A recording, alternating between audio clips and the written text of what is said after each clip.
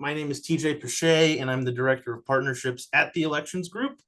For anybody who is joining us for the first time, the Elections Group is a team of election experts who support election professionals through collaboration, thought leadership, and elevating best practices.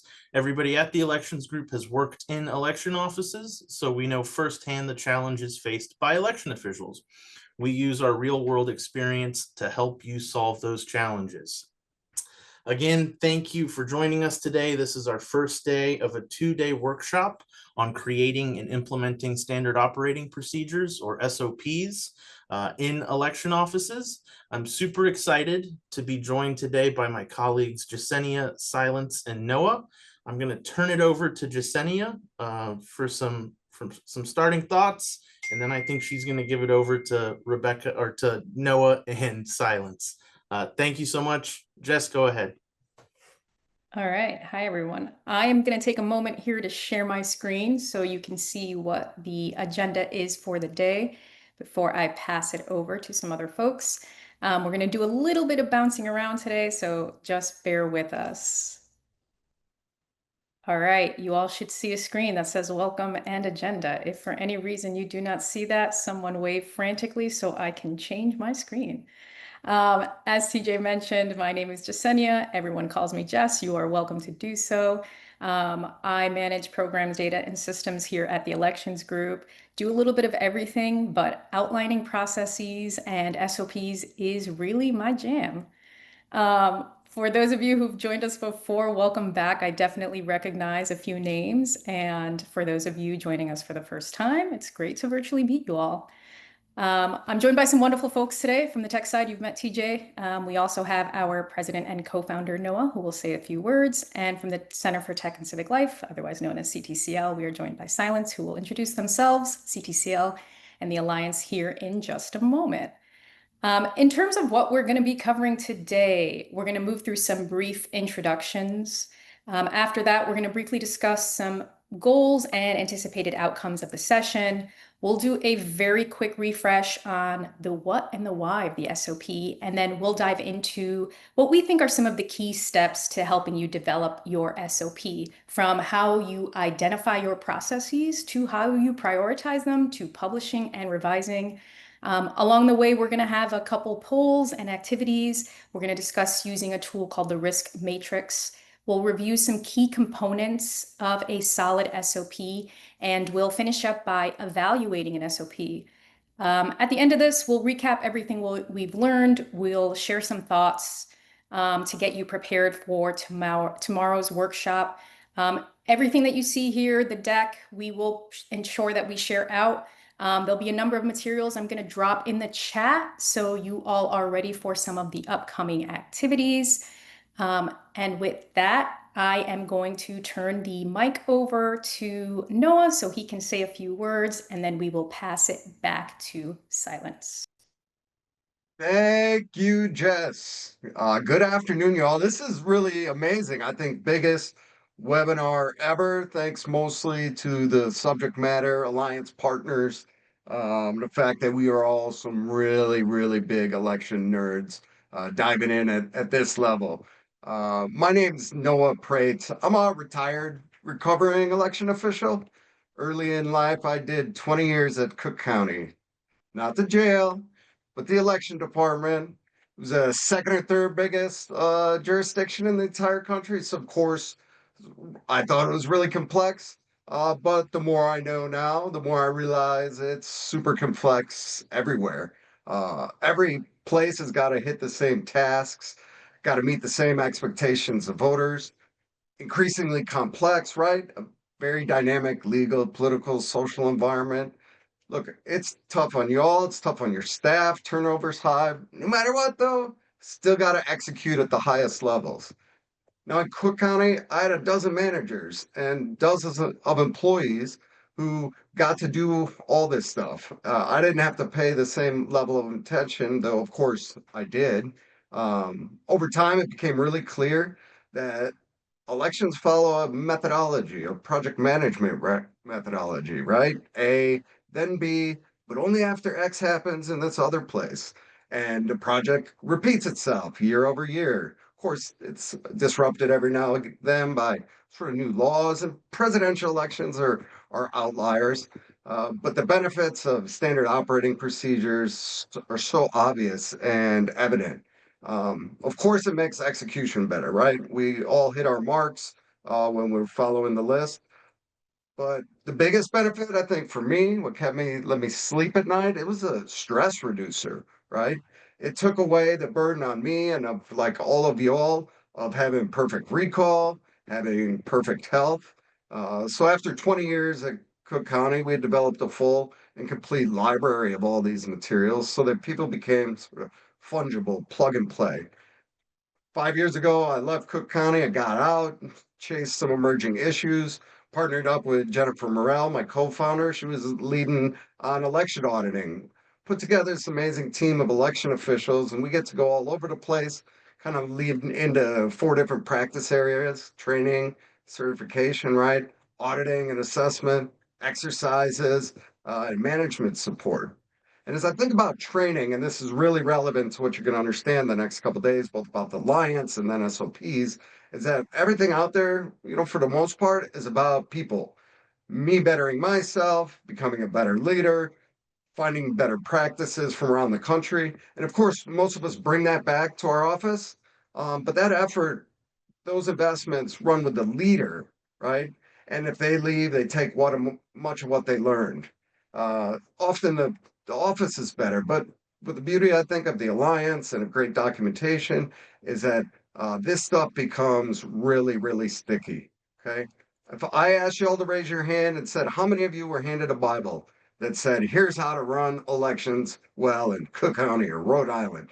Maybe 2 of you would, right? So this is your opportunity as leaders to make great practices stick forever for the office. So the place is better after you guys leave. Anyway, super excited to be partnering with the Center for Tech and Civic Life. I think the most influential and forward-leading organization in our space, working together on the alliance. I think it holds the most promise for a sticky future, right? Advancing our field today, but making sure it lasts well into the future.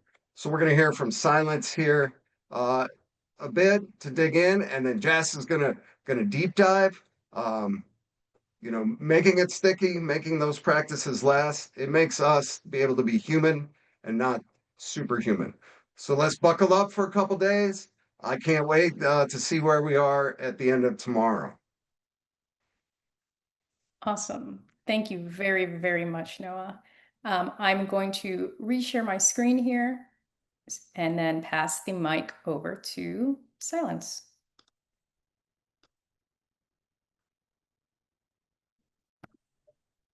All right, thanks, Jess and Noah. And hello to everyone. Thank you for being with us today. Very excited for the opportunity to be here to talk to you more about the Alliance. I'll do next slide here. Take a quick minute at the top to introduce myself. My name is Silence Marsh. I'm a Senior Program Associate at the Center for Tech and Civic Life. In my current role, I'm responsible for developing trainings that support the professional development of election officials, and then delivering those trainings at conferences across the country. So if you see me at a state conference, please pop over and say hello. Prior to joining CTCL, I myself was also a local election administrator in Minnesota, where I led the poll worker team and I co-led the training teams in a jurisdiction that served about 300,000 voters. So, if you aren't already familiar with CTCL, our organization, Center for Tech and Civic Life, is a national nonpartisan nonprofit that provides generic nonpartisan resources, standards, and soon a certification program to support all of the important work being done in the space of local election offices across the country. The main focus and the ultimate mission of our organization is to support modern, inclusive, and secure elections. Next slide, please. CTCL houses what's known as the U.S. Alliance for Election Excellence, or simply the Alliance, which is a nonpartisan collaborative that brings together election officials, designers, technologists, and other experts in the field to envision, support, and celebrate excellence in U.S. election administration. The Alliance is about 2 years old, and it has a couple of projects that support this core overall goal. Next slide.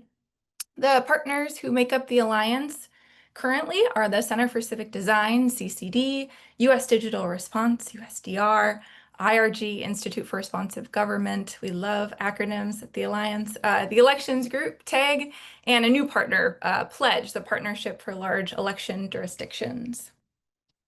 Next slide. 15 election offices made up what we now call the inaugural cohort of Centers for Election Excellence. So when we say centers, we're talking about election offices. The inaugural cohort of centers included election offices of all different sizes, geographies, and statutory contexts, ranging from really small rural locations to much larger, more urban ones. This cohort of centers and alliance partners worked side by side to co-develop what's known as the values and standards for election excellence, the foundation of our group. So now that you have a stronger sense of who we are at the Alliance, I'll talk a little bit more about what we do. So the work began by grounding ourselves in a set of shared values, or the fundamental beliefs we share that motivate our attitudes and our actions across the work we do at the Alliance. The values are high integrity, comprehensive preparedness, voter centricity, proactive transparency, and continuous improvement. We may live in different states, implement different statutes, and serve different populations of voters. However, we know we share that same strong commitment to our communities, our country, and our democracy. In addition to those shared values, we all share a drive to meet high standards of excellence in our day-to-day work. So standards are one way for election professionals to identify what excellence looks like across all parts of their work, benchmark their efforts, build their office's capacity, and celebrate improvement. So if you care about serving voters with excellence, the standards are a great system for understanding how to continuously improve their experience. And they adapt to jurisdictions of different sizes, types, and different budget constraints. Next slide. On screen here, you'll see the 26 standards categories as they currently stand. So to understand the structure, it helps to think about them like chapters in a cookbook. So as you can see, each standard category has a subset of standards. So for example, election office operations has culture, funding and budgets, hiring, training, and professional development, and management, which are all subsequent standards as part of that larger standard category. Jess will talk more about this later, but as a preview, the standard categories most relevant for today's workshop are training and professional development and management, which both live under that election office operations category. Next slide. Each standard has a sentence or two that defines what excellence in that standard looks like. So the definition for management, for example, is that your election office effectively manages and retains competent staff by providing clear expectations, ongoing support, and recognition. In addition to a definition, there are details, next slide, which highlight the building blocks that are necessary for actually achieving that standard. So to achieve the management standard, you define roles to allow for specialization and delegate work to balance workloads. Your managers motivate staff by connecting the mission and values of your work to employees' job functions. You delegate meaningful work that provides staff with leadership opportunities and ownership of their work. And you strive for flexibility to accommodate staff's individual needs, autonomy, and preferences, among other details for that particular standard. In addition to the details, each standard, next slide, each standard has a rationale that explains why that standard is important. So while they're not attached to measurements, these help highlight the intended impact of achieving each standard. In this case, meeting the management standard is important because staff will be empowered to make decisions, solve problems, and act as leaders to support the integrity of elections. They'll feel supported and appreciated at work, which leads to greater job satisfaction. And election departments will experience reduced employee turnover, which results in more stability and office resilience. So the more that we learn about how offices achieve excellence in the values and standards, the more resources are developed to share those best practices with the rest of the field. They all go into the Alliance Resource Library, which is full of practical, nonpartisan, generic tools for election administrators to use in these standard areas. This is also the new home of electiontools.org, which some of you may be familiar with. If you're interested in learning more about the generic, voluntary, nonpartisan standards for election excellence or the Alliance Resource Library, you can visit electionexcellence.org or electionexcellence.org/resources to learn more. That's it for me. Hope that you feel a little bit more familiar now with the Alliance and the standards, and I'll turn it back over to Jess to get the rest of the workshop going. Thanks, everyone. Enjoy. All right. Thank you very, very much, Silence, for that really thorough overview. We are now going to get into the meat of the presentation. I dropped 2 documents in the chat. Looks like some folks are having some issues opening them. TJ is graciously going to figure out how we can get you those. For those that registered before this week, there was an email that went out on Friday morning that does have the first activities template in it. So you should be able to find that there. And again, we're going to try to get that stuff out to you now. All right, goals and outcomes for today.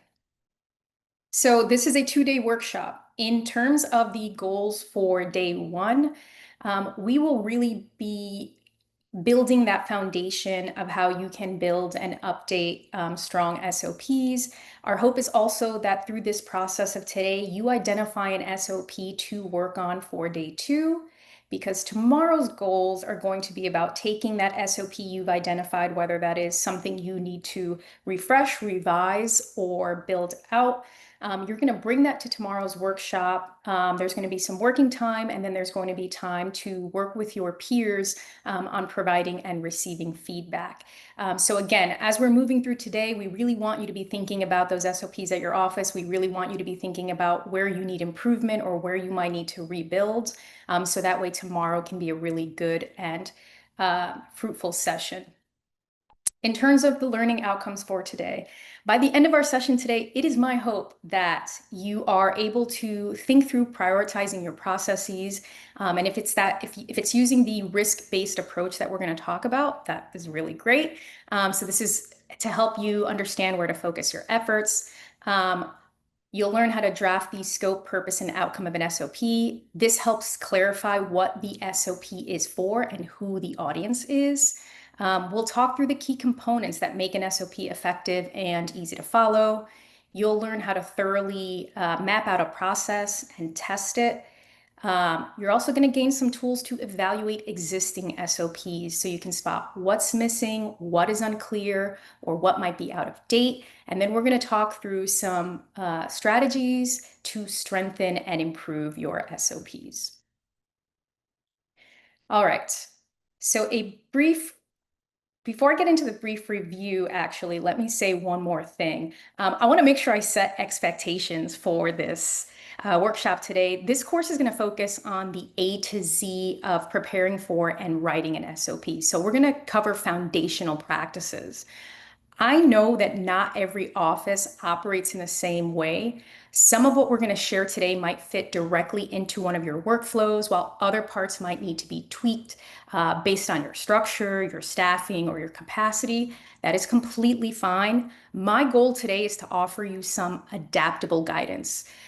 Take what works for you and then shape it to fit your needs.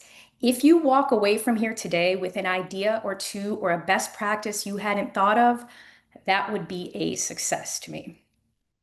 All right, so before I get into the brief review on the what is an SOP and why do we need it, and Noah covered some of that for us, I want to ask y'all, I want to launch a poll here to ask you, what is it that you think of when you first think of an SOP?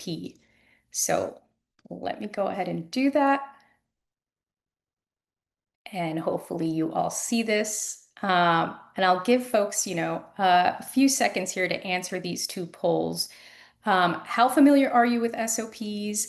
And what's the first thing you think of when you hear SOP? All right, I see lots of folks filling this in here. And it looks like a lot of you have experience writing SOPs. Many of you have experience revising. Some have experience with both.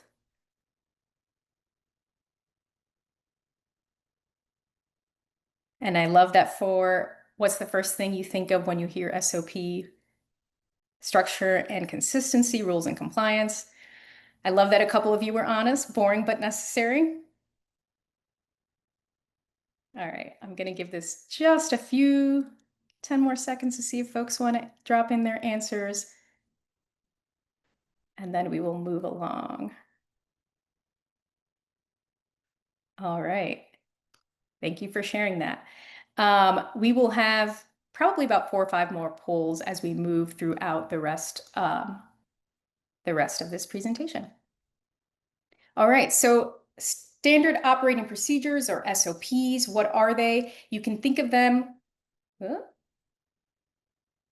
having a little bit of a moment here.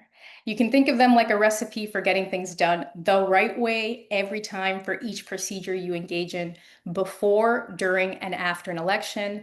SOPs are going to help your team stay consistent, even when staff changes or someone is out. These make sure processes don't live just in one person's head, as sometimes happens. They can help you spot what's working, what needs improvement. And if an SOP can be shared publicly, they show that your office follows clear, reliable steps to make elections accurate and secure. And Noah touched on a number of these things as to why SOPs are important, making those processes repeatable. We talked about ensuring consistent work products, reducing risk, and helping to explain complex tasks. So what are the key steps to developing an SOP? You need to observe and match each process in real time as it occurs. Ideally, this is going to mean developing SOPs during any of your slower periods or slower elections to ensure that you have enough time to complete the process. For us, we've identified these steps as integral to developing an SOP. We have identifying and prioritizing your processes, identifying key personnel, setting up for success, mapping the process, drafting and testing procedures, and publishing and revising. And we're going to move through each of these steps. Okay. So the first step in developing SOPs is to determine which processes to document. In some cases, you may be determining which process to review or update if you feel that your office already has the baseline for the SOPs. You want to give priority to items with the highest risk if deviation occurs. Priority should also be placed on those processes that are performed by temporary or part-time workers, as well as those that might have a single point of failure. And what do I mean when I say a single point of failure? Is that there is only one person who knows how to truly do something.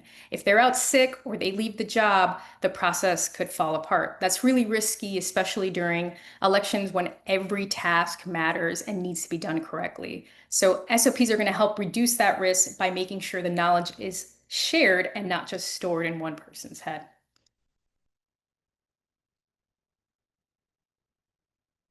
So you want to start by making a list of all your election-related processes that are conducted in your office. And your list may look like what we've got here. And of course, this is not meant to be an exhaustive list. It's simply an example of what some of those processes might be. We did a webinar a few months ago, and one of the key questions we received was, where do I start once I have my list? How do I know what's the most important thing to tackle? Well, those are really great questions. Before I get to the next slide and we jump into talking about using this risk matrix, I want to go ahead and ask y'all another question through a poll, and that is, what's the hardest part of deciding which SOPs to work on first? So let me go ahead and launch this. And I will give you all just a minute to answer here.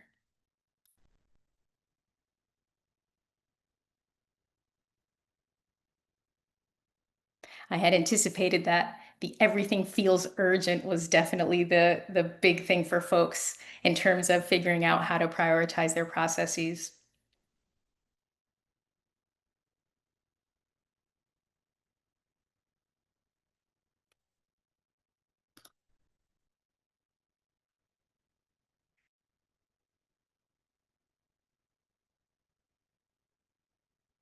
All right.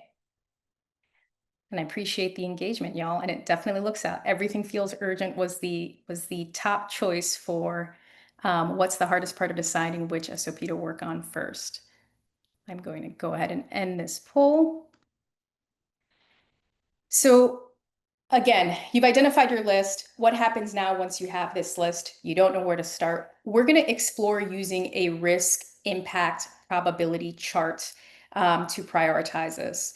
In the next few slides, we'll explain what this chart is and how you can use it to prioritize things, and we'll go over each quadrant.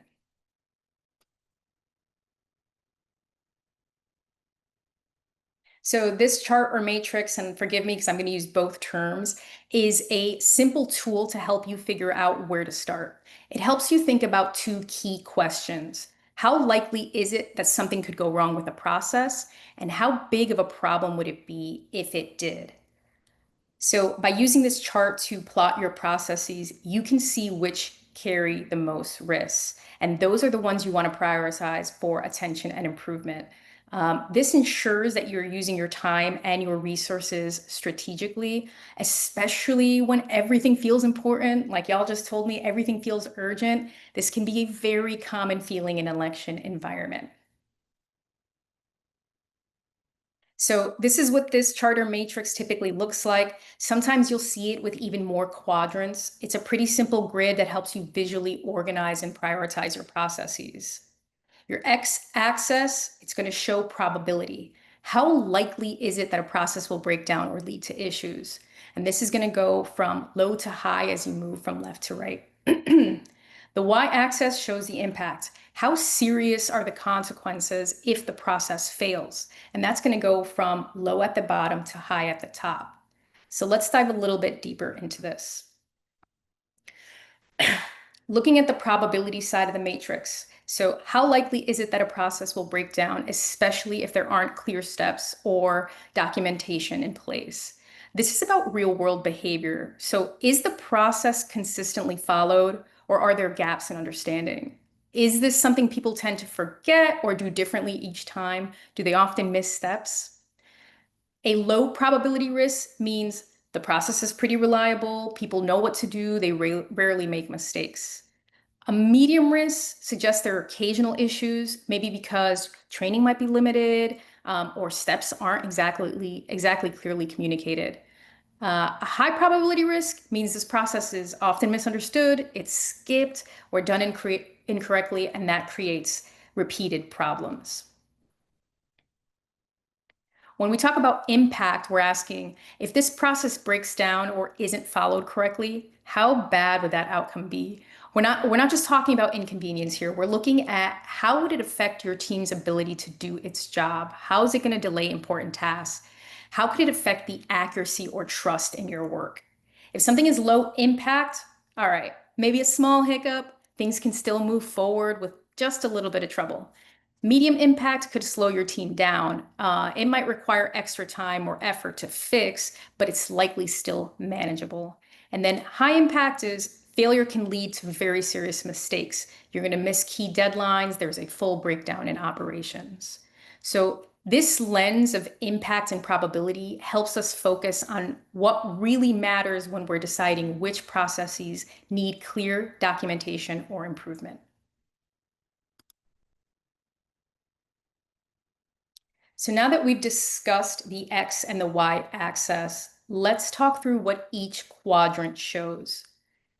The top right is going to be high probability, high impact. These are your most critical processes. So whatever you place in that quadrant are your top priority processes. These have both high impact and high probability of going wrong. They're the ones that would cause serious disruption.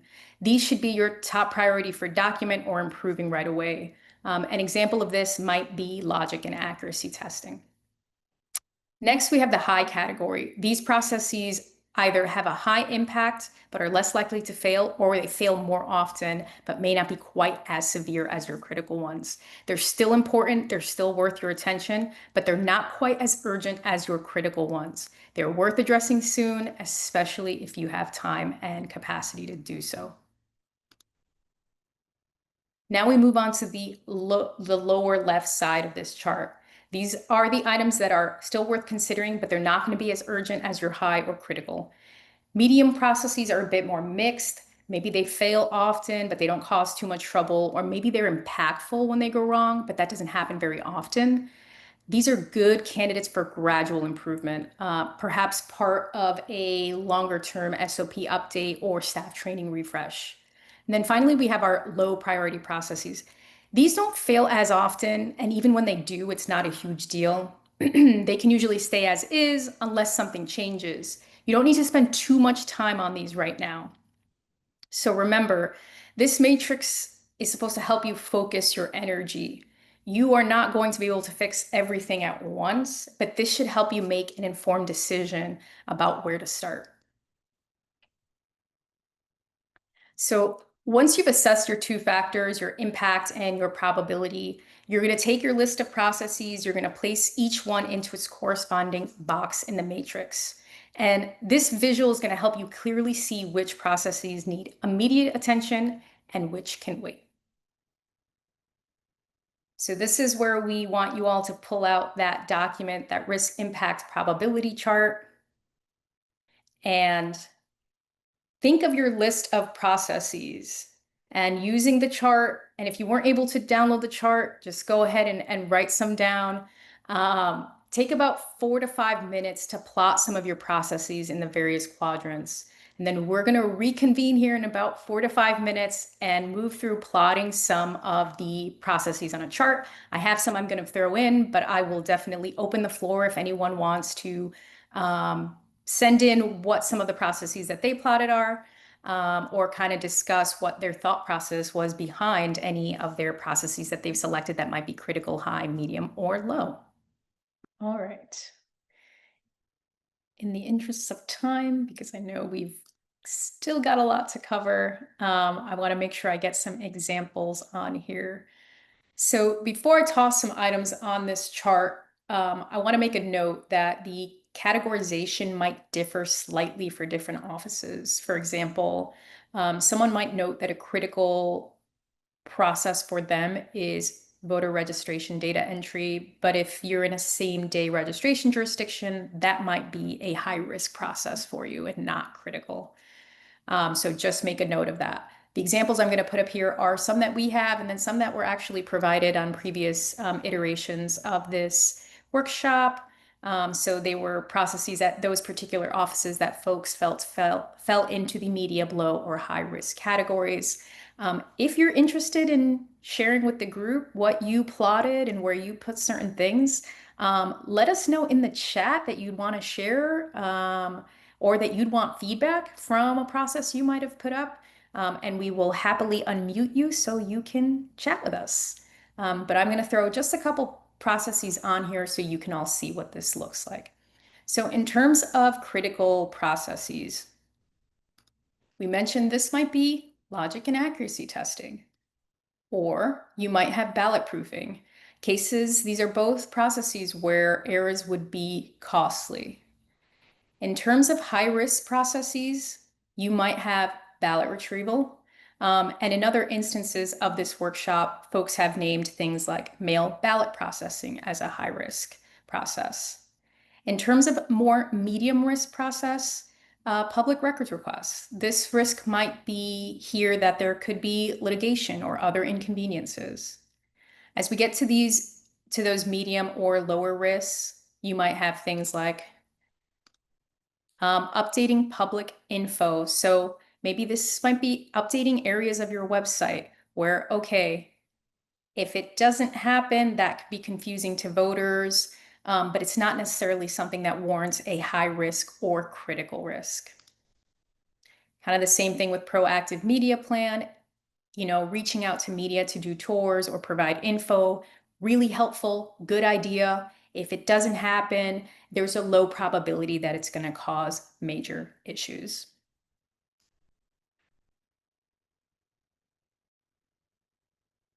All right. So we do have some folks who want to share. Let's see. Lee, if you can raise your hand in Zoom, then we'd be able to unmute you. Oh, there we go. Jess, do you want me to touch the button? All right, we're coming to you, Lee.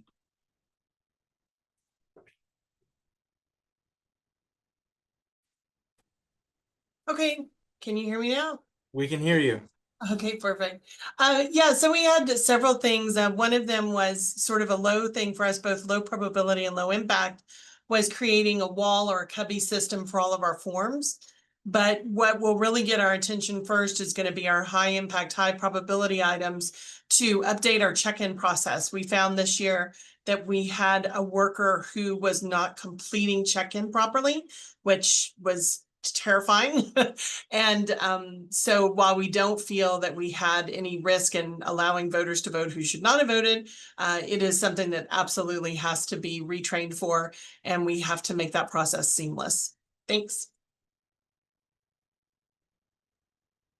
Excellent. Thank you for sharing, Lee.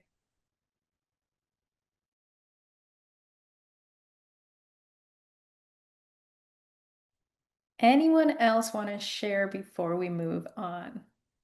I've got Nicole Barkley has their hand up. You All want right. to, Nicole, we are coming to you.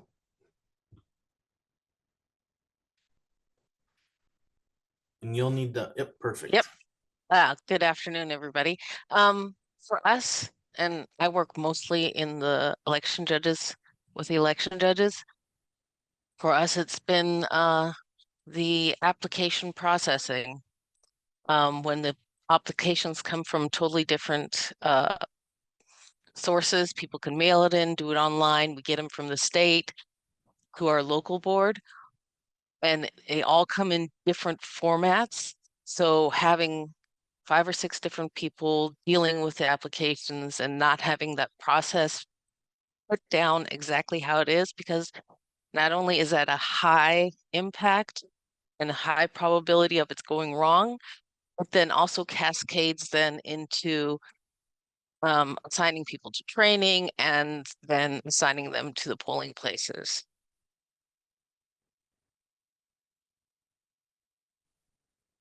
Thank you for sharing that. That's a really good one that is likely going to make our chart in future iterations of this workshop.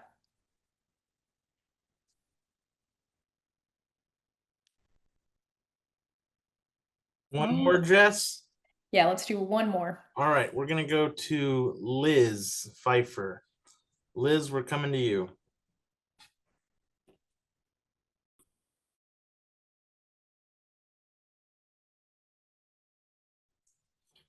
Liz, if you're talking, you'll have to unmute. Hello. We found that one of our high impact, high probability that would be in the critical area would be remakes. Where, you know, when you have to take that paper ballot, like for absentees, and remake it to go through the DS200, because for some reason it's not reading it. You know, how important it is to make sure that you actually mark the ballot, the remake ballot, the same way the voter marked the paper ballot that's come in. Oh, that's a really good one. I don't know if y'all can see me over here. I just pulled out a pen and paper and I'm writing down everything you're saying. Very much appreciate that. Thank you, Liz. All right. Very much appreciate the participation, folks. I'm going to move us along because I do have a lot of content here. And we're going to keep talking more about this matrix later on in the presentation. And again, this is a really important thing for y'all to think about today, because tomorrow you want to make the most of that session. So making the most of that session is going to be looking at these processes you've plotted out and deciding, okay, tomorrow, this is the one that I want to make sure we're focusing on, or that I'm getting feedback on, or that I'm talking to folks about. All right, so now, once you've identified and prioritized your processes for documentation or for updating, depending on what you're doing, your next step is going to be to determine the individuals who should be involved in the SOP development or improvement. So to capture an SOP fully, you want all of your team members engaged in the process. They should be playing an active role. And this is a question we've gotten in the past. Should only one person develop an SOP? And I'll talk briefly about what if you are just a one-person office. But truly, if you've got multiple team members, I think it's important to have folks as engaged in the process as you can and having folks play an active role, because this promotes buy-in from the SOP's eventual users, but it's also going to increase understanding with other related tasks. So some of the roles that you might have or assign as you're looking to do SOP development are your knowledge workers.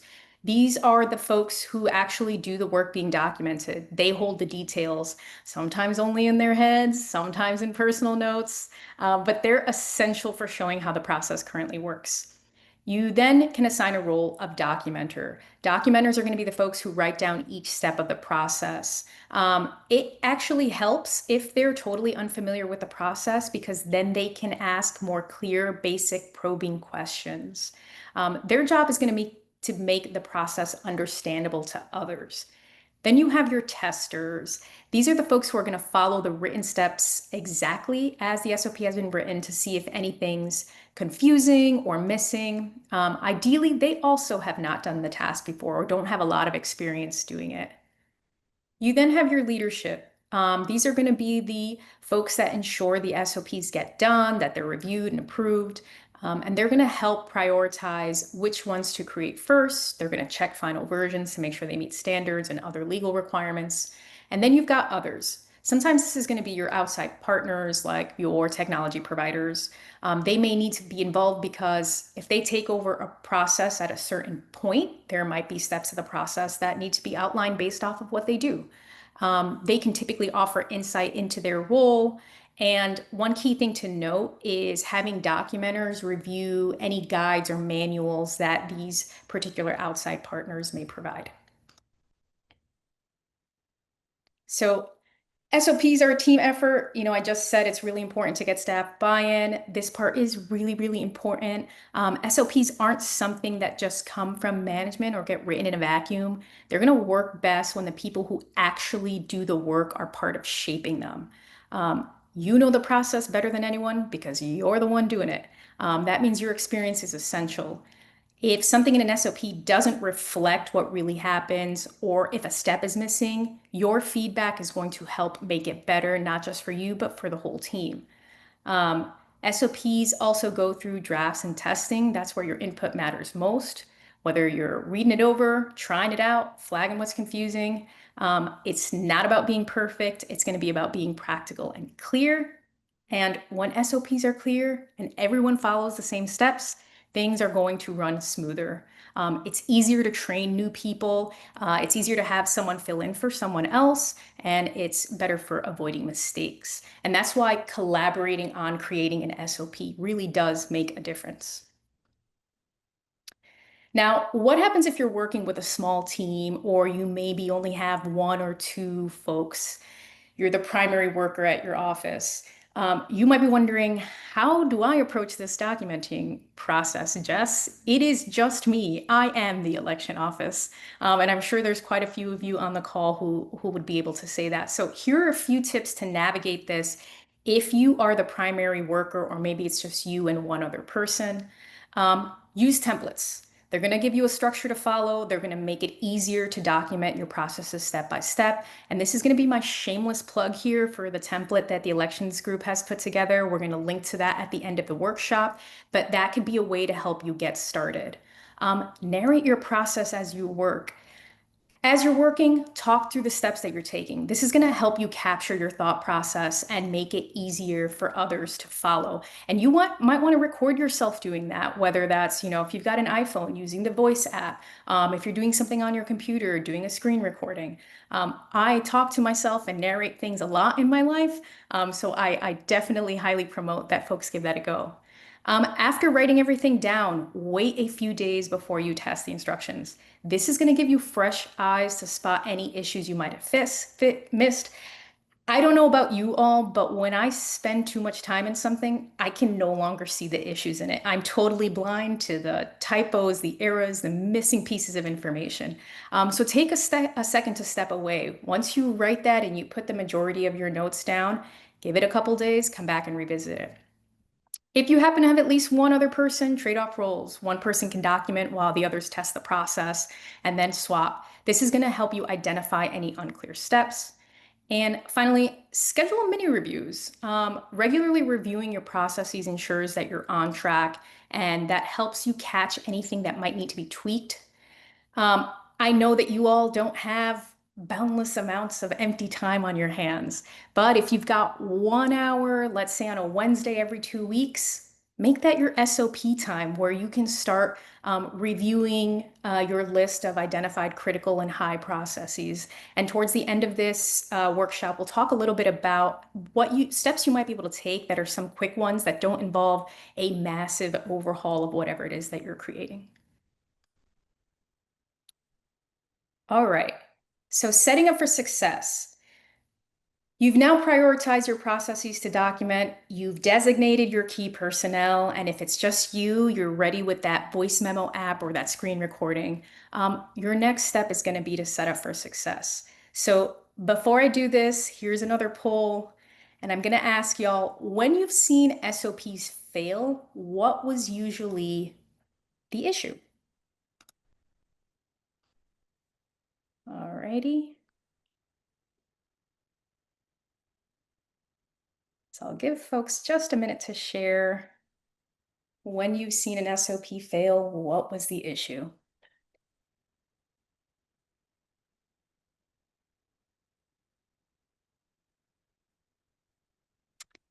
You know, I thought people don't follow them all the way was going to be the thing most people said, but it looks like it's a little bit of a mixed bag. Seen quite a few votes for too vague or incomplete, but also too long or hard to use. Out of date. So my hope is that we will get ahead of some of these issues as we keep moving through this workshop. Give folks another few seconds to lock in their answers. But interestingly enough, it looks like our winner is out of date. All right. All right. Thank you all for participating in that. I'm going to end this poll. Okay, so we're talking about setting up for success now. So for each process that you want to document in an SOP, you want to determine the purpose, scope, and the desired outcome from that SOP. This is going to ensure your SOP doesn't creep into other processes or become unwieldy. It's going to help keep your SOP focused. I want to say this is another question we commonly get. There is too much information, and I just saw y'all put in that poll. A lot of you said they're too long, they're too hard to read. That can be caused by not having a focused SOP. We let that SOP meander into other things that it shouldn't. So having this purpose, scope, and outcome going to help us focus. I'm going to give you an example. If the process you identified is ballot proofing, then it's going to be important to define what the purpose of ballot proofing is, what tasks should be documented in the SOP, and what is considered success. So you can see here, we've got our purpose. Defining the purpose is important to clearly outline its objectives. What problem is the SOP trying to solve? The scope is going to define its use and its applicability. It's going to determine where and how it will be used. This should be limited to and focused on the specific process being completed. Part of this may also be considering roles and responsibilities. It's important to outline who performs the tasks and who to contact if problems arise. And then finally, you'll need to determine the desired outcome the SOP aims to achieve. As we've got here on the slide, what does success look like? Now, for those of you who have already developed your SOPs and you're here because you're trying to find ways to strengthen them, it's worthwhile to evaluate them to see, is my purpose clearly defined? Is the scope narrow enough or is it too broad? And is it clear what the outcome of that process should be? So let's go through a few examples to help you better understand what it would look like to outline the scope, purpose, and outcome of an SOP. And we're going to use some what I think are real world examples. All right, our first thing is using a French press. For those of you that don't know what a French press is, it's this little image in the corner. It's a plunger method of making coffee. So if you were writing an SOP for using this French press, your purpose would be providing some clear instructions for making a cup of coffee using a French press. Your scope. So who does this apply to? This is going to apply to individuals preparing coffee with this standard 8-cup French press. Not the one, not the 16, not the 32, not the smaller ones. It's going to cover the steps from beginning to end on how to use this piece of equipment, and your outcome is hopefully a brewed cup of coffee that meets whatever your taste expectations are. What will this not include? It should not include coffee buying tips. That is outside your scope. It's not going to include the lists of types of mugs or tools like frothers or milk options. You're not going to include descriptions of alternative equipment or buying or cleaning instructions for other equipment. Your focus is this particular French press, how you use this French press. Perhaps a more applicable example is task management. So we've got our purpose written out here. We're trying to establish a consistent approach for assigning, tracking, and completing tasks. This is going to be applicable to all the staff that are involved in the office work who use whatever particular tool for task management, and it's going to cover the task lifecycle. The outcome is that all team members are able to assign and receive tasks clearly, track the progress in the share system, and ensure tasks are completed on time. What is this not going to include? It is not going to include instructions on how to manage a daily calendar because that's not in scope. It's not going to include decision-making processes for project prioritization. You're not going to talk about how budgets are set. You aren't going to discuss stakeholder engagement. You're not going to talk about instructions that are outdated. We used to use XYZ tool, and this was how we used to use that. Not necessary, don't need that context. We just need to know what's applicable for this particular SOP. And even more applicable, a ballot proofing procedure. So you see here what the purpose is: to ensure offices and issues appear correctly on the ballot. Who does this apply to? And what do we hope the outcome is? 100% accuracy in the ballot's final draft. What is this not going to include? It's not going to include things like candidate filing because that has nothing to do with ballot proofing. So these 3 examples illustrate how a clearly defined purpose, scope, and outcome can set the foundation for an effective SOP. Before we move on, you'll see on the earlier activity, the risk chart activity sheet, there's a place for purpose, scope, and outcome. I wasn't sure we'd have time to move through that. I don't think we do, but please feel free to use that section of the document to draft your own purpose, scope, and outcome for maybe some of your more critical or high-risk processes that you've identified. This could also be a way to help you prep for tomorrow's session. So if you've got the matrix and you've put in your processes, you've identified a couple of them, go ahead and try to write out that purpose, scope, and outcome, and that'll help you come even more prepared for tomorrow's workshop. So after you've gotten your purpose, scope, and outcome, you can dive into the rest of the setup process. You want to determine the best method to capture your process. It's going to be important to capture most of your processes in multiple ways to ensure you've got a full view. You also want to collect any existing documentation, forms, manuals, notes, checklists, anything that is typically used to complete that process. If you can do pictures, audio, or video recording, obviously going to depend on the process being completed, or if there are sensitive details that need to be left out, you need to be cautious there. But these things can really help you elaborate and illustrate that process. If the process is walking a caller through a task, an audio recording might be useful. But if the process is a physical task, ballot proofing, then a video recording may be beneficial. Also, if you're recording with different kinds of mediums, whether that's audio or video, it gives you something to refer back to, especially if you have a team and you're able to assign someone to be that documenter and they're working with a knowledge worker. They can rely on those videos, audio recording, or those photos to be able to help them as they start their drafting process, rather than continuously having to go back to the knowledge worker to say, hey, did you say this thing, or what was going on with this? Then you have conducting the initial meeting with your team. Now, this of course is going only to apply if you've got folks to conduct the meeting with. If you're flying solo, I don't think you need an initial meeting, but you are more than welcome to hold one.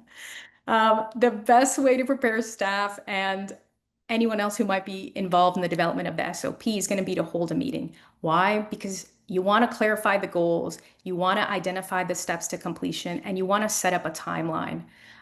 This is also a really good platform to help or to allow your staff to discuss roles, time commitment, other resources, ask questions. This really is an opportunity for the team to bring up matters that may not have been considered previously. And to conduct that initial meeting, you might want to use something like a whiteboard or poster paper, post-its. Maybe you want to map out the timeline visually. Maybe you want to be able to discuss competing priorities, scheduling, etc. But using these materials and conducting that initial meeting is going to really help establish the foundation for the actual process of developing or revising your SOPs. So now, with your processes identified, prioritized, personnel identified, and you've outlined your purpose, scope, and outcome, you are ready to begin mapping this process. The steps we've listed here feel like the steps that you really need to ensure that that process is fully documented from beginning to completion. We have interview, observe, refine, repeat, and conduct, and we're going to examine each of these a little bit closer.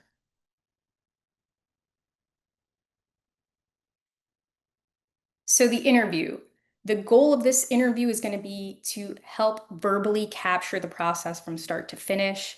It may be helpful if you are going to be talking to this interviewer that you share the questions beforehand so they can prepare. We've listed what some sample questions might be, but if you outline what those questions could be, pass that along before, they can be even more ready to be able to explain the process. Then once you've got all your primary questions answered, you should be able to develop a very high-level outline for completing your process. And this outline should break down the process into major steps or phases. You want to highlight key activities or milestones along the way without diving into detailed instructions. So after you conduct your interview, you're now going to observe the knowledge worker actually perform the process from start to finish. The person documenting should refer to their notes and their outline from their interview to fill in the gaps, make corrections, add details. During this time, you may want to ask more probing questions. You may want to ask things like, what forms do you use? Where are those forms located? Does someone else need to approve or review this work? Where are the supplies located? Anything like that. And at this point of this process, you may want to take some photographs, record some audio, do some video to help you create that visual map. We mentioned this earlier. In some instances, this may be really helpful, but again, you need to be really cautious of anything that might have sensitive or personal identifiable information. Now, after you observe this process and you ask some additional questions, you'll refine your outline. You then want to observe that process again from start to finish with your newly refined outline, because you want to check for missing information or deviations from the process. For some processes, an important aspect is going to be to observe multiple instances, because maybe there's exceptions or variations that come up. So observing a process across multiple days may be necessary to gain a full view of that process. And then we are finally conducting. So you want to perform that process using the document developed with the knowledge worker observing. And if you are that knowledge worker, you are watching and you are potentially providing feedback. Oh, no, that's not right. Or I don't actually put that there, or that's not going to be helpful, or make sure you do this. And we talked about exceptions previously. This is a great time to really talk about those and ensure that you are accounting for any of those deviations. All right, drafting and testing. So you finished all those previous steps, and the documenter can begin fully drafting the SOP. So we recommend a phased drafting approach. It's going to allow for feedback. It's going to allow for collaboration from that initial draft to that final version. As you are drafting, you should be verifying sections of that draft with the knowledge worker. And again, if you are flying solo in your office and you are the knowledge worker, this is probably that time where you are writing sections, you are walking away, and then you are coming back and looking and going, did I miss something? Oh, this isn't right. Missed a note here or two. Where it's necessary, you should also be making note of key election statutes or regulations that are relevant to each section of your draft. For some of your SOPs, you're going to have multiple processes. You want to briefly explain each process section. Why? This is going to clarify the purpose, and it's going to ensure that the document flows logically from one process to the next.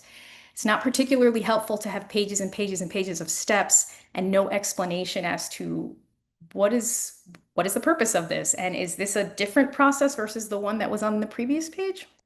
So by stating the purpose, you help users understand how each process fits into the broader procedure, and it will make your SOP easier to use. One of the other things to think about is what is going to be the model you use for illustrating a process within an SOP. For some, maybe it's a brief one and a simple set of steps is going to do it. But for others, you might want to have a checklist or you might want to have a flow chart. Again, it's going to depend on the process. And you may find that you need all three for a longer process. But each of these models has a different benefit. So take some time to think about what's going to be the best way for me to illustrate what this particular process is. Formatting in language as you draft your SOP, keep formatting and language choices in mind. And we're going to talk a little bit more about this. You want to be writing in plain language, and there are a lot of great free resources out there that can help you do this, whether you're writing in Microsoft Word or writing in a Google Doc. There are some native features to both applications that'll check your reading level, the grammar, anything that you might want to know at a basic level to ensure that you're writing in a way that's going to be understandable for everyone. Whenever possible, incorporate numbered lists or checklists. This helps ensure that you are articulating sections in sequential order. And ensure your terminology is clear. You want to include brief definitions, a brief definition section or glossary of terms. We'll talk a little bit more about that in a second, to spell out abbreviations and acronyms wherever they are first introduced within the text. I have to say, I've never seen as many acronyms and abbreviations as I have in the election space. I know we love them. I'm telling, at the top of this, I probably had a ton that I had to spell out. This is something I feel like we constantly have to be reminding ourselves of to ensure that we're spelling out whatever these acronyms or abbreviations are that we are using. All right. So to ensure your SOP is complete, usable, easy to maintain, each document needs to include a few key components. And again, this is going to be to ensure that everyone can follow the process successfully. This may be the last poll I ask y'all for today, but in your opinion, SOPs are hard to use when? All right. Give folks just a minute to answer when they think SOPs are hard to use. Jess, going back to the karaoke point, I have several requests, mostly for Celine Dion and Mariah Carey. Oh boy. All from and for Rob Rock. But again, I'll spare everybody the torture. We will have a few minutes when we do this next activity that there might be some silence, so maybe we got to key something up. I'll start warming my voice up. All right. So in your opinion, SOPs are hard to use when? It looks like, honestly, all of the above is the answer of choice. And the items we had above were there isn't a table of contents, the order of sections doesn't make sense, too much jargon, steps seem to be missing, formatting makes it hard to scan, links to relevant documents are missing. All right, I'm gonna give folks just another minute and then I'm going to close it. But our next biggest thing was steps seem to be missing or out of sequence.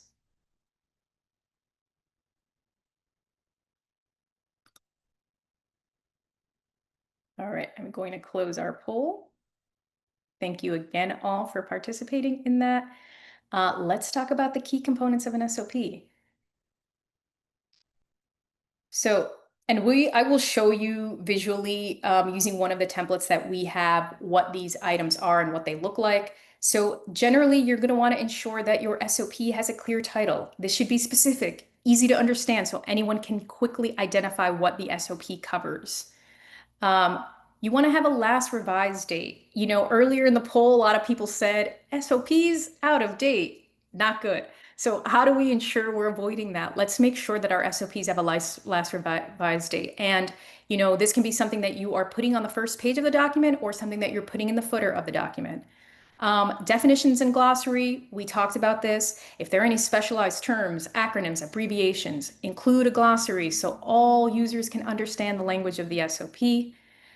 Clear scope or overview. This section is going to outline the purpose of the SOP.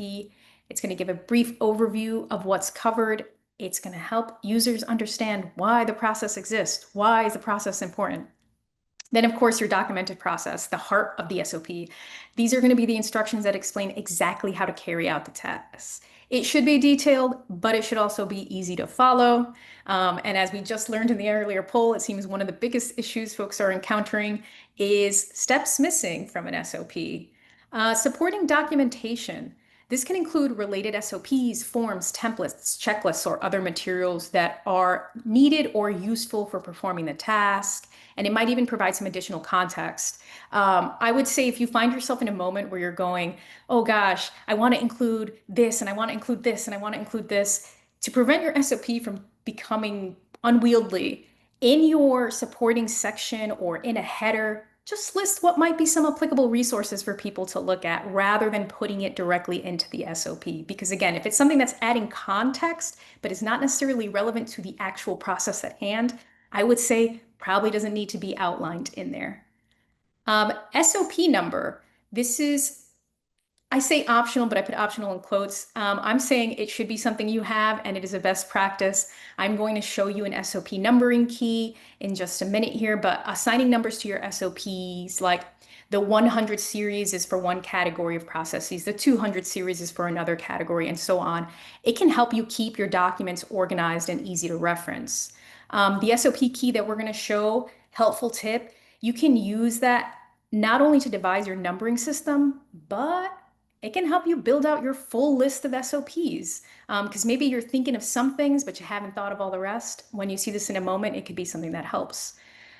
Revision log, optional, but best practice. This is going to be a log that tracks any changes made to the SOP. It's going to include dates, a brief description of the changes.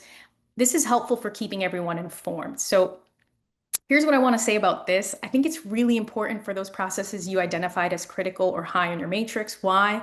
Because if I am a user of this process, I should quickly be able to spot what has changed from the last time I did this without having to read through whatever the entire document is. And I know being in the election space, I feel like we are a lover of large documents. And so sometimes some of these SOPs, 20, 15, 30 pages, if this is a critical or high process, and there are only 2 or 3 elements that have changed from the last time, having a revision log, I can quickly turn to it and see what has changed and what I should be looking at.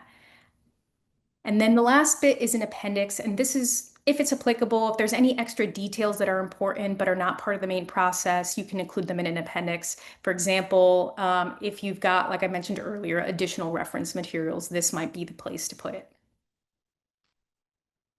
So here's an example of the SOP numbering key. And again, you can use it to help you set up that numbering process for your SOPs, but also maybe this is the thing that really, if earlier you were thinking, oh gosh, I can't even remember all my processes right now, or I don't actually know what I need to be looking at, or there's so many things. Maybe this is the thing to help you get started in outlining what your processes are. And we do have this as a document. If folks are interested, we can share it. I'm sure we can also post it online for folks to access. All right, so let's look at these key components in action within this structured document here. And I'm going to turn on this laser pointer.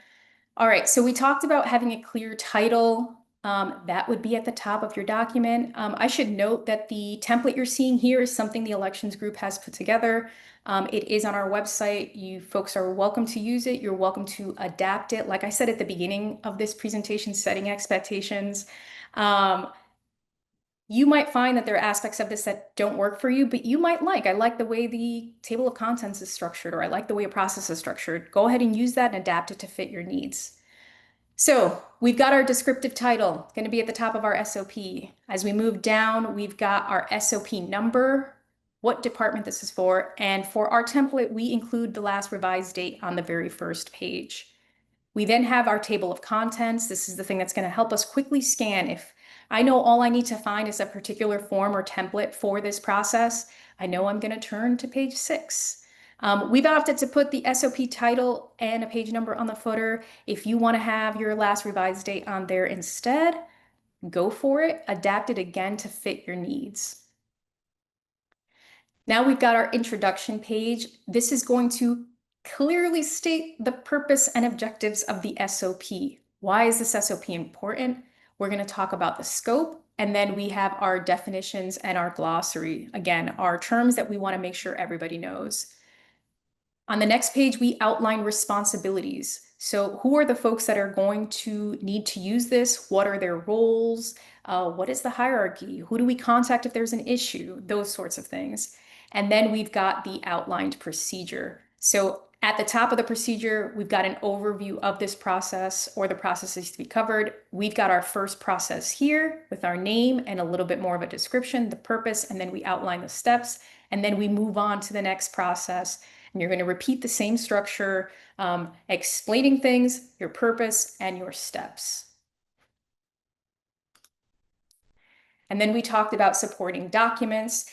We include both a page for supporting documents and also an appendix in our template. But again, if you've got related SOPs you want to link, if you've got forms or templates, if you've got references, throw them all in there so folks can easily find what they need rather than having to dig around. And then I mentioned that revision log. Here's an example of a revision log. You can see we've got change number, we've got the section and our page number. So where did we make those edits? We have a place for you to describe what those changes were, the date of the change, and who made those changes. And again, this is all a template we have online. It's available. You can adapt it to fit your needs. But these are the really important elements that ensure that the SOP you are creating is effective, that folks can use it efficiently. You want those clear titles. You want clear purpose and outcomes. You want that table of contents.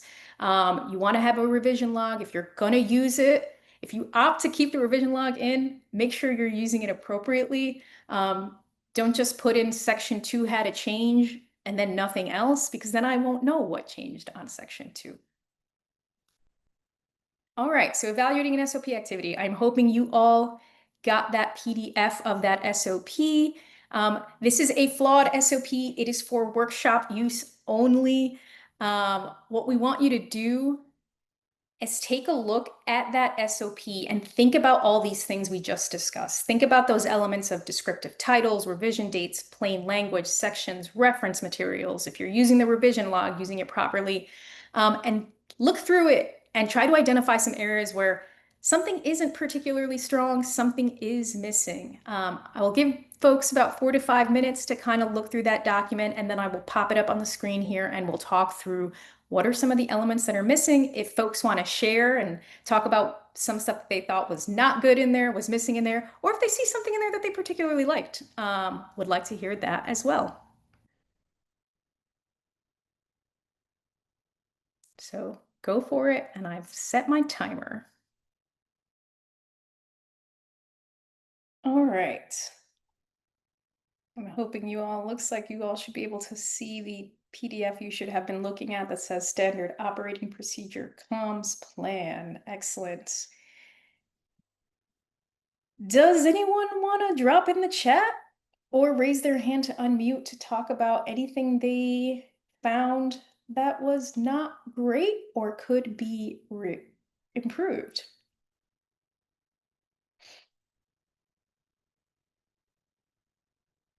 All right, I love it. I'm seeing some good stuff in the chat here.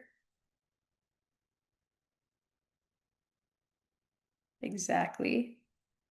Starting on that first page here, we've got the field for the SOP number, but we've got no SOP number. Our title is Comms Plan, which doesn't feel particularly descriptive. What does that mean? Comms Plan? Comms Plan for what? General Comms Plan? Not sure.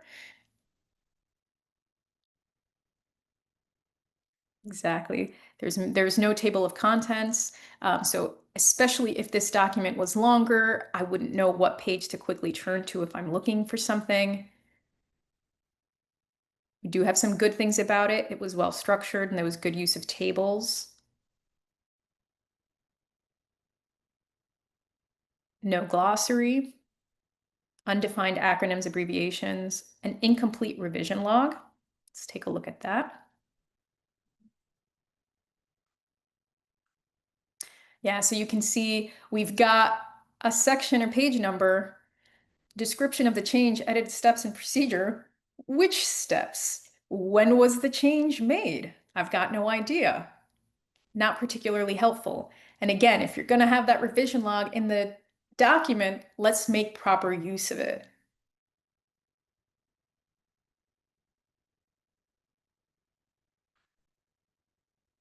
And no page numbers. Yep.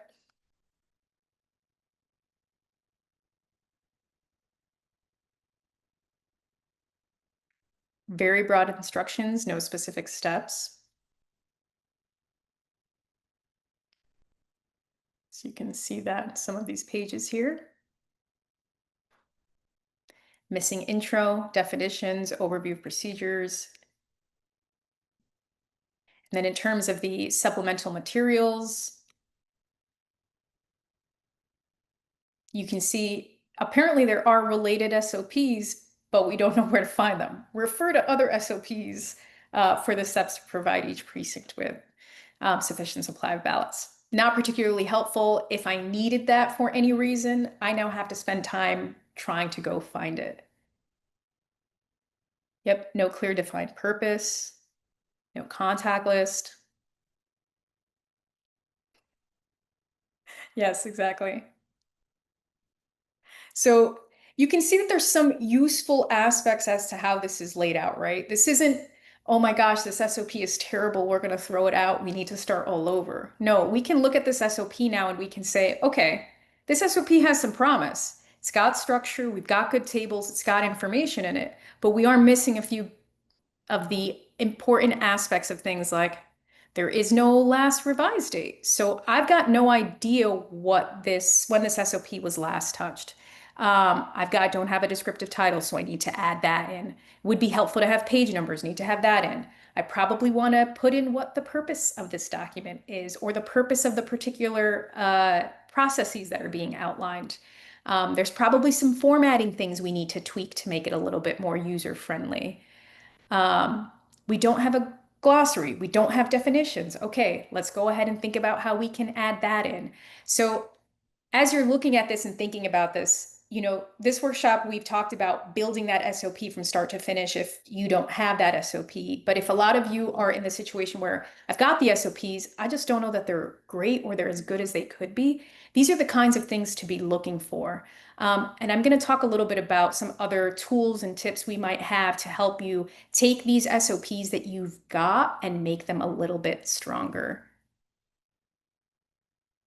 I'm trying to see if there's anything else I missed in the chat. Yeah, there's no references to applicable statutes. That's a good one. All right. So again, good start. We just need to tweak a little bit to make it a great SOP. So I'm going to go back to our presentation now. Hopefully you all can see that. Evaluating SOP, perfect. All right, so now that you've got your SOP drafted and you've got these elements in place, let's talk about testing. Before you finalize your SOP, it's going to be really important that you have tested it. You want to make sure it's reliable. You've done all the work to now to draft this SOP. You've spent time making adjustments to it. Great. But now we need to make sure it actually fits the process properly. It's also really important to note that following testing, an SOP may be revised. If it is, you likely want to test that again from start to finish just to make sure everything fits as it should. The first step in the testing phase is going to be to thoroughly review that drafted SOP to understand the process, the steps, and the desired outcomes. The next step is going to be if the process has different scenarios, identifying some of those for testing purposes. You probably won't be able to identify every single scenario that could happen. I'm especially thinking about things related to like data entry. There's probably instances where if this happens, this could happen. If this happens, this could happen. And you probably have a ton of those. I don't think you'll be able to test for every scenario. So pick some of your key or most common ones to test and assign individuals to complete the tests. Going back to the roles that we talked about earlier, knowledge workers should observe testers, but testing should be conducted if you can by folks that are less familiar with the process. Why? Because a knowledge worker might just fill in the gaps as they're doing it simply because they know the process so well. So having someone who hasn't done the process or isn't as familiar with it test can be really useful to ensuring our process is thoroughly and accurately documented. You want to follow each step outlined in the SOP. You might also want to take notes during that testing process. You want to document observations, if there are outcomes or errors encountered. You want to encourage anyone who might be testing to provide feedback on their experience. You want to ensure that they understand that they can share notes on were the instructions easy to follow? Did it feel complete? Now, based on your results and your feedback, you may modify that SOP and you'll refine the document just to make sure it aligns with what your goals are for your desired outcomes. This is and can be an iterative process. And moving through an iterative process is what's going to help you create a robust and reliable SOP. All right. So as you finalize your SOPs, you want to ensure they're structured in a way that's easy to follow and that's going to allow for modifications. We talked about these items, so some of this is just reiterating those key components of the SOP. You want to include a table of contents or an index so you can find information quicker. You want to ensure all your content has been organized in sections or chapters. You want to give things clear headers. Use bold or italics or a different font or highlights to ensure important points or warnings stand out. One thing I will say about this, make sure you've got in the back of your mind, you're thinking a little bit about accessibility here. I know there have been instances where I've reviewed some SOPs and there are warnings and what have you in them, but we decide to put a color background with a font that I can barely see. So make sure you're thinking about that a little bit, especially if you opt to use, a red background to do a warning. What color font are you using in that? Or if you use a particular symbol, you might know what that symbol means. Someone else might not. So let's make sure we're thinking about those things as we are finalizing. And then adopting a regular revision and testing schedule. This is going to ensure your SOPs keep up to date with the changes to laws, policies, regulations that might impact that specific process. It's going to allow you to incorporate feedback or updates to reflect the use of new technologies, equipment, or methods.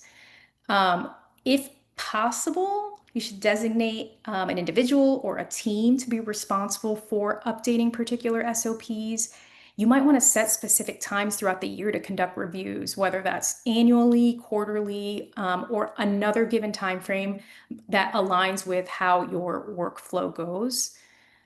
You might want to consider also revision schedules around key events in your office. So an opportune time to retest the effectiveness of an SOP for a particular process might be when you've got a new employee being onboarded. Have them move through that SOP to perform that process. And then observe. I think observing a new employee using an SOP and noting the gaps or unanswered questions could be a really great way to help you make updates to those SOPs. I know I find that when I have created a document or an SOP and folks who use it all the time use it and it's fine, but someone who doesn't use it all the time uses it and they'll come to me and say, I couldn't find this or this thing was missing. And I go, oh, I see. Yes. Okay. Let me go ahead and update that. And then organizing and centralizing. I think this is a really important element of all of this. Organizing your SOPs. So maintaining organized and centralized SOPs is really important for office operations. Now, if you've got SOPs scattered across desktops or isolated drives, gonna pose some challenges there. And it also increases the risk of having those outdated SOPs or instructions. So you wanna make sure that you're centralizing your documentation in a shared location. And that might be a cloud-based platform, or it could be a designated server. It needs to be a place that all your team members can easily access the most up-to-date procedures. You might want to consider grouping your SOPs based on their respective topics or their departments.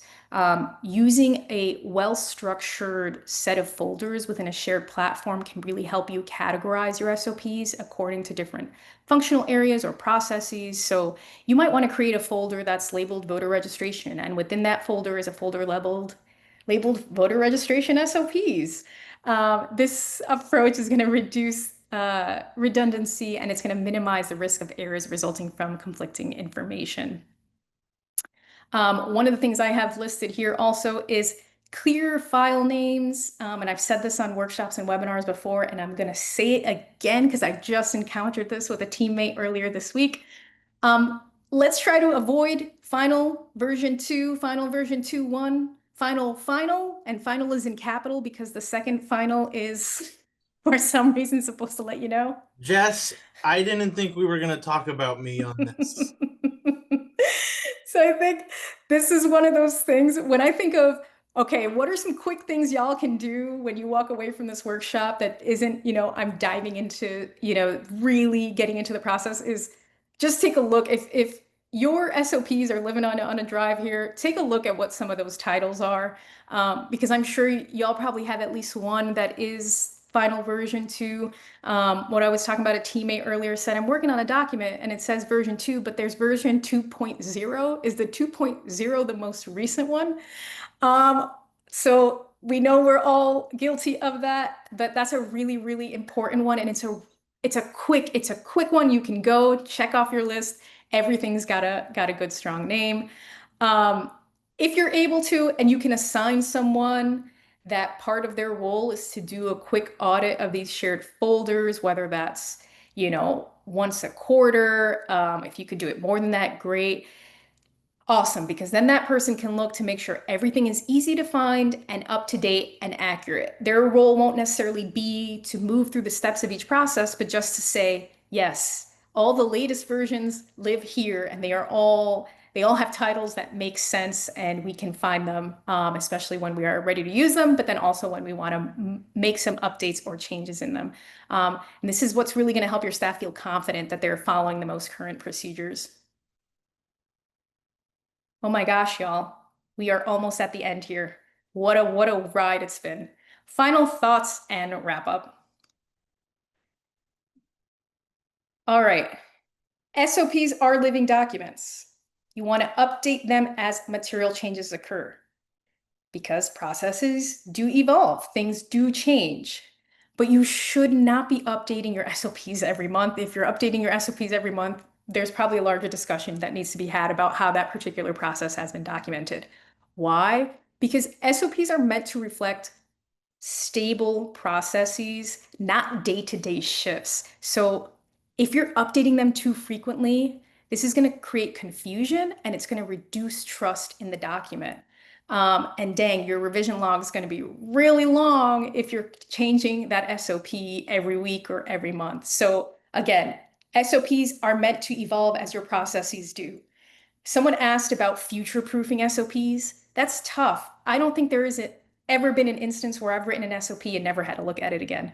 I write an SOP and I will say within 2 or 3 months, I'm kind of glancing at it going, I don't know if that's applicable anymore. I don't know if this is applicable anymore. So yes, they are going to continue to evolve. If you have documented them thoroughly and you've done all the testing, you should be in a pretty stable place, but you will need to make updates along the way. And I think someone said in the chat here, there's so many changes happening with legislation that you're constantly having to look at things. So you will have to change them at some point. Hopefully, if you've set up this foundation and build these SOPs with a lot of testing and gone through what your various scenarios are, you'll be in a position where you'll have to change things periodically based on some material changes. I said this once, I'm just going to repeat. Oh, actually, I probably said it 3 times. I am just going to repeat it again. Be mindful of personal identifying information and any other sensitive details when you're documenting. Again, you're using screen recording, audio, photos. Amazing, great. They really will enhance your SOPs. Please make sure you're being mindful of what's on the screen or what's being taken a picture of before you go ahead and include it in anything. Are you short on time? So I'm not going to pretend y'all have all the time in the world. I know you don't. And I know some of you are probably sitting here going, I don't have time to walk through this entire, process that has just been laid out. That's okay. I'm going to tell you to tackle SOP updates in steps and start with something simple. Maybe it is just ensuring they're all centrally located. Start there. Set aside an hour next week to say, today I'm just going to make sure everything's in one place. All right, you are one step closer for everything being effective and efficient. Go from there. Use clear descriptive titles. Let's make sure that our SOPs don't just say the plan, the comms, or that they aren't labeled, as someone wrote in here, final, old. What is that? What does that say to me? And I love that the old is in capital letters because we do that like that's supposed to signal to someone else that you are supposed to know something about that.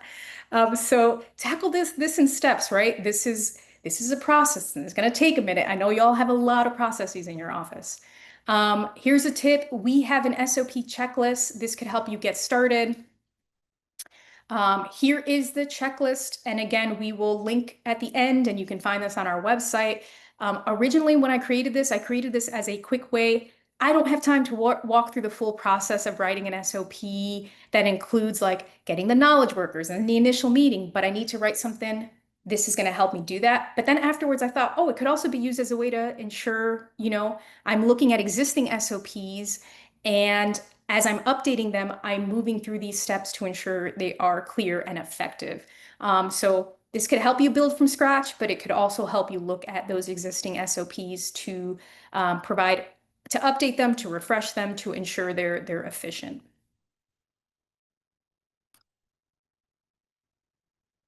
All right, now let's reflect on a little bit of what we've covered today. We've actually covered quite a lot. So we've talked about identifying your processes and prioritizing them. We discussed how you want to list them, how you want to evaluate them, and we talked about the risk matrix. And again, this is just a tool we have here. If you went to Google because you want a more complex risk matrix, which you can find, and it'll break down those quadrants even further. I've seen them have numerous boxes. You can go ahead and look for that. We talked about identifying your key personnel, the importance of involving the right people and understanding that this is a team effort, but if you're by yourself, that there are methods you can use to help you move through the SOP development process. We talked about defining your purpose, scope, and outcome. I want to emphasize how important this piece is, especially for me, because it keeps things from getting too unwieldy. Again, I think it's really easy in an SOP to just start shoving details in there and details and details and details. And that's not always great because then they are not easy to follow. Mapping the process. We discussed interviewing, observing the work being done, refining your understanding of the process, and then repeating that cycle to ensuring that you are capturing the most accurate and effective information. Drafting and testing. We talked about collaboration and feedback, taking that phased drafting approach, involving others in testing and reviewing that draft SOP so you can make edits before finalizing, publishing and revising. Important to structure your SOP in a way that's easy to follow. We talked about those key components of an SOP, those essential elements that are going to make that SOP clear, useful, and sustainable. And again, you've got your strong titles, your clear scope, your detailed instructions, and the right supporting document. I want to, generally say creating an effective SOP is a process. It's going to require planning, collaboration, and refinement. Your goal is to create SOPs that are clear, consistent, and useful for your team. So keep these key ideas in mind as you work on your own processes and to make them as effective as possible. One shout out here. So we talked about sharing the slide deck. You will have access to these slides, but if you actually just want to go and take a look at the SOP course on the Election Learning Lab, it is a direct reflection of everything we discussed today, and it probably looks a little nicer, and then you don't have to listen to me talking, but you get all the information. But also, if you want to share it with your teams, if there was someone you think could benefit from learning a little bit more about the process, learning a little bit more about the risk matrix, go ahead and send them the link to the Election Learning Lab. You'll find this on the courses page. If you aren't registered, go for it. And again, this is going to be all the information that was covered here today. It will also include all of the handouts. So that risk matrix SOP, the risk matrix links to our checklist. Pretty much anything that we talked about today is going to be in that SOP course. All right. Preparing for workshop day 2. So a few things for tomorrow. You've had time now a little bit to think about your processes. You've done a little prioritization. I'm hoping that you do a little bit more later. Maybe you've got a few extra minutes and you'll write down a purpose, scope, and outcome. But have those ready for tomorrow if you will be joining us, because that is going to make that workshop much more efficient than if you just walk in there and go, hey everyone, I'm not sure what's happening here. It's going to be a combination of a work session with some peer feedback. TJ, I don't know if you have anything you want to add about tomorrow. Yes, it will be, we'll have a little bit of time on the front end to give you time to draft or to revise whatever SOP you've been working on. My advice here is keep it simple. If you've only got 10 minutes, it can be something as easy as picking up the mail from the county admin office. I think the key here is less about the process that you're outlining and more about kind of exercising the muscle of drafting these things, getting that feedback from other folks and taking that first bite of the elephant, rather than having the perfect SOP for the most important piece of your operation. Simply just getting started is the key for tomorrow. All right, excellent. I've got a QR code if you want to scan it. This is going to take you directly to the TAG SOP resources that are on the website. This is going to be our full guide, a template, and a checklist. I've got my email address here. If you end up after this, you've got a specific question about something, please feel free to reach out to me. But we've also got the support@electionsgroup.com email if you've got any other general questions. I do want to plug that there should be a survey that pops up for y'all after this. If you can take, I promise it is like a 5-minute survey. Just take a minute to tell me what you liked about the presentation, what you wish we spent more time on, what you'd like to see in future presentations. That's really helpful to me when I am doing these and adapting these for folks.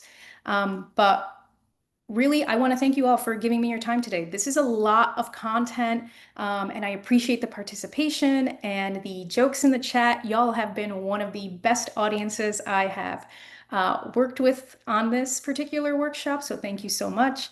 And again, if you've got time, please do the survey. I'm also going to drop the link in the chat. But yeah, thank you all.